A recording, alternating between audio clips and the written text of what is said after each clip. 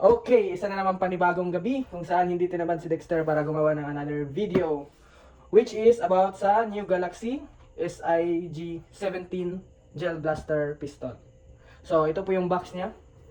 Sobrang goods, parang briefcase. Yun, unique siya. So, may certificate, chu precaution, blah blah blah. So, skip na natin yan. Diretso agad sa unboxing.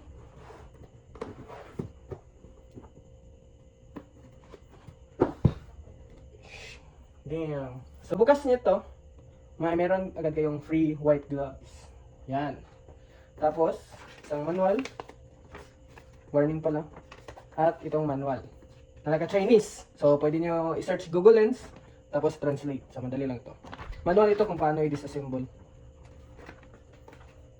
Tapos, ito na. Reveal na natin. 3, 2, 1. Damn. So, ito pala yung nasa background is yung TTIG-34. Ito naman, yung SIG-17. So, pagbukas nyo, meron siyang itong unit, itong magazine, which is naka 11 volts na. At itong speed loader. So, may kasama na siyang speed loader. Tapos, meron din siyang 11 volts na charger. Ito, may parang adapter siya. Para yan dito. Yan. Ito yun, free charger, magazine, tapos bala. Arrange natin. Ready. Yan, gloves, bala, tapos magazine, charger, at ewan ko para saan tong pula. Hindi ko sigurado. Pero explore natin mamaya. Ito, charger to para sa ewan ko. At ito. Isa itong barrel na sa tingin ko para to dito yung pula. Parang pang cover siya. Yun. So, ito yung parang laser. Laser tong once na magbabaril ka na walang bala, kasi isaswap mo ito dito sa ano. Wait, hindi mo ko. Yan. So, laser siya. Na isaswap mo po dito sa inner barrel, ay outer barrel pala. Tanggalin niyo yung outer barrel. Tanggalin niyo din yung inner. Tapos, swap niyo to. Threaded yan, threaded.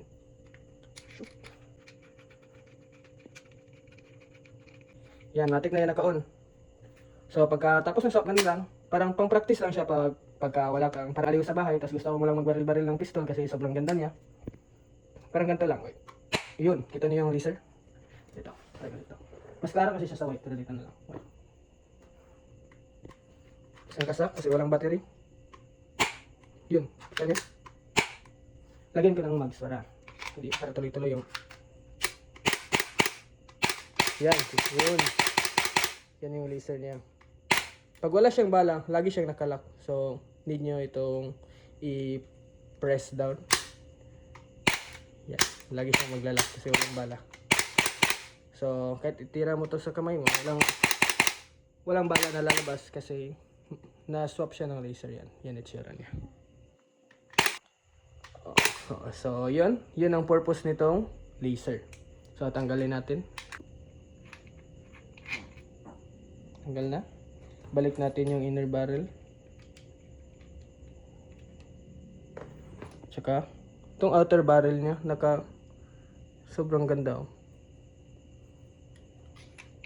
Yan. Threaded siya. So, pwede natin ito ilang. So, pwede niya din itong palitan ng yung tracer. Ganun, pwede din. Yung mga metal parts niya.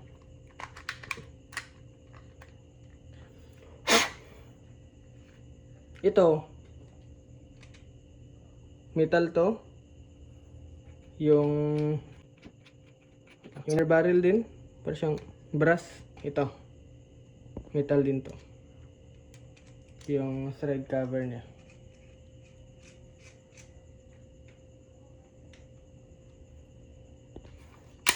Ito metal siya.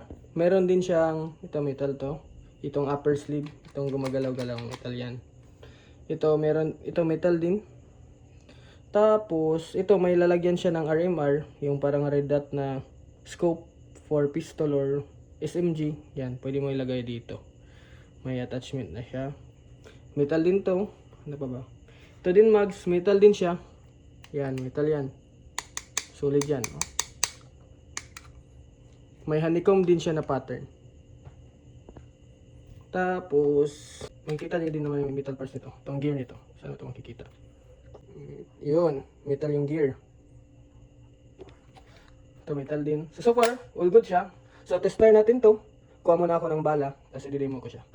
So may MOSFET po to. So pwede mo siya ikasa tapos baril, kasa tapos baril. Pwede din yung tuloy-tuloy na tira sa sampulan ko. I-switch ko doon sa mode na kung isang kasa isang baril lang. So long press mo lang tong trigger. Tutunog yung MOSFET pagka nilong press mo to, sample. Yun. Kasunod ko yung nasa mode tayo kung saan isang kasa tapos isang baril. So, isang kasa tapos isang baril. Yun. So, sa ganitong mode, hindi gumagana tong blowback. Yung isang tira lang, ganito lang, plain lang. Yun. Tapos, balik natin sa switch kung saan tuloy-tuloy yung tira niya. So, long press lang ulit. Yun. So, isang tira, tapos gagana tong blowback. So, ganito ko na lang para makikita niya. Yun. Medyo malakas din kasi. Yun. So, malalaman nyo, pag isa na lang yung bala kasi maglalak siya. Medyo masakit din. Try ko sa kamay.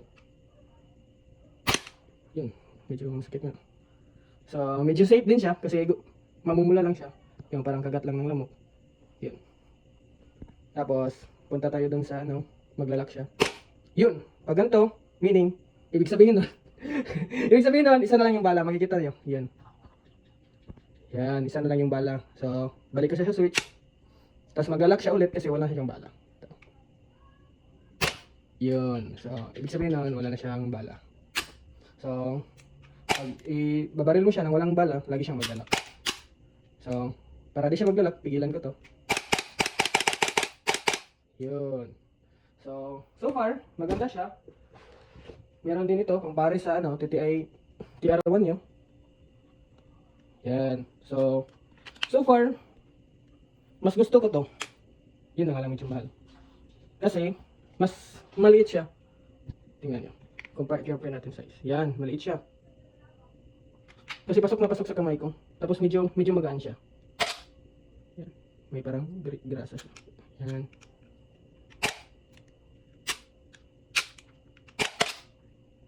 So, yung iba, yung isang customer, mas prefer niya daw to kasi medyo malaki, swak din sa kamay niya. Pero ako, mas prefer ko to. Yan. So, kung papiliin ako, dito ako. Pero kung kasi wala akong TTI TR1, hindi na ako nagkaroon kasi binili na lahat. So, wala na akong pang partner nito na rifle. So, kung fan kayo ni John Wick, nako, perfect po to. Yan.